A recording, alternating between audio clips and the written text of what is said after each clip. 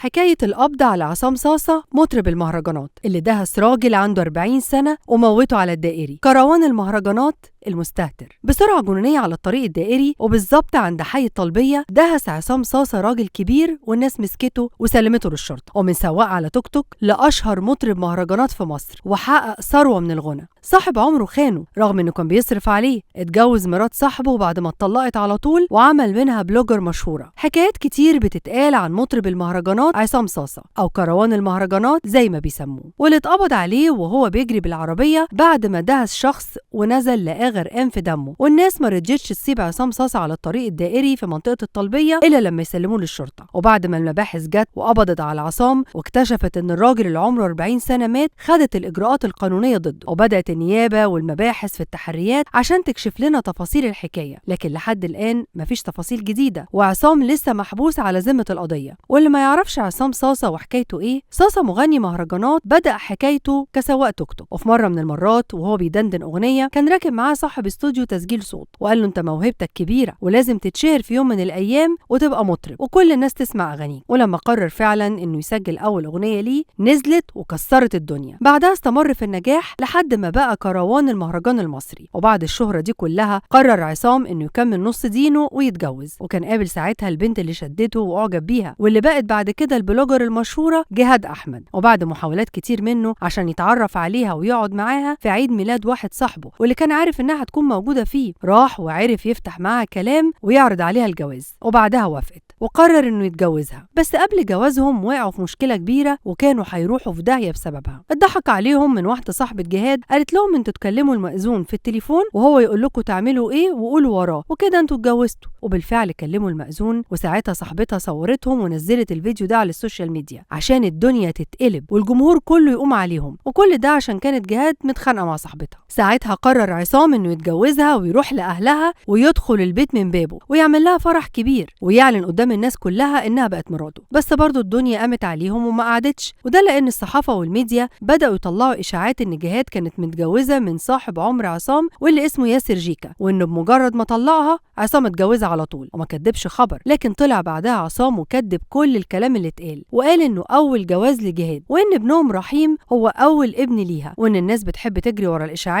وفي عز الشهرة والنجاح اللي حققهم صاصة جات له الضربة من صاحب عمره واللي كان هو بيصرف عليه زي ما قال. راح صاحبه ملفق له هو ومراته قضية تزوير وساوموا على 1,000,000 جنيه عشان يحل المشكلة دي. لكن لما اتدخل الطب الشرعي وبدأ صاحبه يحس انه خلاص هيخسر القضية، نزل المبلغ ل100,000 جنيه، لكن عصام رفض وما اداهوش اي حاجة وخرج منها زي الشعرة من العجين. ولما سأل صاحب عمره اللي هو اكبر منه في السن هو انت ليه يا صاحبي عملت معايا كده، هو انا قصرت معاك في حاجة، كان رده انه في مرة من المرات غلط فيه وشتمه بأمه، وساعتها قرر ينتقم منه. وبعد جواز عصام وجهاد الدنيا والفلوس جريت في ايديهم. جهاد قررت تقلع الحجاب وقررت تبقى بلوجر وشكل لبسها اتغير والناس بقت مستغربة ده، وربطوا ده بان الفلوس جريت في ايديهم. وعلى الرغم من كل ده فيديوهات جهاد بقت مكسرة الدنيا على التيك توك، وعصام كل يوم شهرته بتزيد وجمهوره بيزيد اكتر واكتر ومشاهداته بالملايين على اليوتيوب وكل مواقع التواصل الاجتماعي، ده غير اغانيه اللي منتشرة في التكاتك وحواري مصر. في النهاية مستنيين نشوف آرائكم وتعليقاتكم، وما تنسوش اللايك واعملوا فولو لصفحتنا على الفيسبوك واشتراك على قناتنا في اليوتيوب.